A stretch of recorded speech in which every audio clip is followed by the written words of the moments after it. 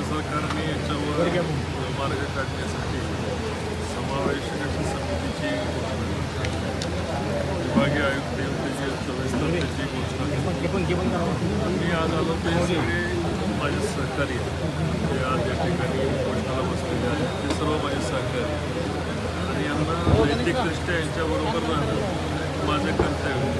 अनेक वेळा मी राज्यामध्ये धनगर आरक्षणाच्या विषयावर मी भूमिका मांडला होता. याचबरोबर आपण लोकसभेमध्ये सुद्धा या विषयावर अनेक वेळा मी धनगर आणि धनगर या विषयावर या विषयाला मराठा समाजाच्या बरोबर एकत्रितपणे न्याय द्यावा अशी माझी भूमिका आणि विशेष करून त्यातला काही 100पैकी 5% समाज डेव्हलप आहे. 95% समाज गरीब आणि पिछाडलेला समाज आहे आणि त्यातलाही 20-22% समाज असे की आज सुद्धा मेंढीपाळप शिक्षित या ठिकाणाहून त्या ठिकाणं उदरनिर्वाह करणारा हा समाज. या समाजाच्या उन्नतीसाठी जे काही त्यांना आरक्षणाच्या माध्यमातून लाभ मिळते ते लाभ मिळण्यासाठी त्याच्या पाठिंबा त्यांची मागणी आहे की राज्य सरकारनं केंद्राकडे शिफारस करावी अंमलबजावणीची. आमचा ऑलरेडीच त्या जमातीमध्ये समावेश आहे. राज्यात सध्या आपल्या विचाराचं केंद्र त्याच विचाराचं सरकार आहे, त्यामुळे आपण काय फडणवीस असतील किंवा पंतप्रधानाला भेटणार आहोत. राज्य सरकारने यांची शिफारस करावी या मताचा मीही आहे. निर्णय केंद्र सरकारकडेच जाणार आहे, राज्य सरकारकडे निर्णय होऊ शकत नाही.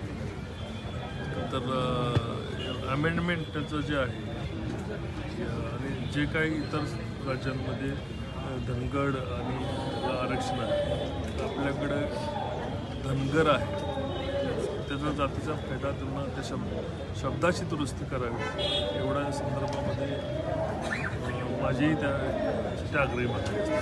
देवेंद्र फडणवीसांनी 10 वर्षापूर्वी त्यांना आश्वासन दिलं होतं, परंतु अपघात झाल्यानंतर सांगितलं होतं 10 वर्ष समाजाची फसवणूक केली असं त्यांचा आरोप आहे. आता ही शिंदे समिती कशाला नेमली, काय ह्यातनं साध्य होतं? कसं याच्यामध्ये तुम्ही लक्षात घेतलं आज सुद्धा मराठा समाजाचं आरक्षण दिल्यानंतर त्याला तांत्रिक गुंते एवढे निर्माण होत आहेत जे कधी अकलनीय आहे. आपण एखादी घोषणा करतो आणि घोषणा केल्यानंतर त्याला अडचणी अनेक येतात. पण धनगर समाजाला जे बेनिफिट्स राज्य सरकारने देवेंद्रजींनी द्यायला पाहिजे होते सर्व बेनिफिट्स त्यांच्या फी माफीपासून त्यांना सवलती देण्यापासून जवळपास 10,000 कोटी रुपयेची तरतूद महाराष्ट्र सरकारने केली. जे त्यांना जो लाभ जातीय आरक्षण मिळाल्यापासून व्हायला पाहिजे होता तो सर्व लाभ देण्याचा राज्य सरकारने प्रयत्न केलेला आहे. लाभापासून वंचित कुठे ठेवलं आहे का तर मुळीच नाही.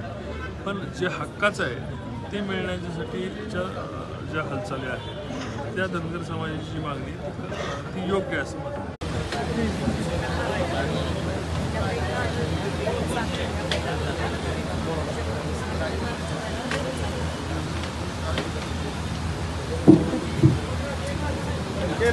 त्यांची भेट झालेली आहे, कृपया त्यांनी खाली यावं. उपमुख्यमंत्र्यांच्या प्रकृतीचा विचार करावा समाज मानवाने.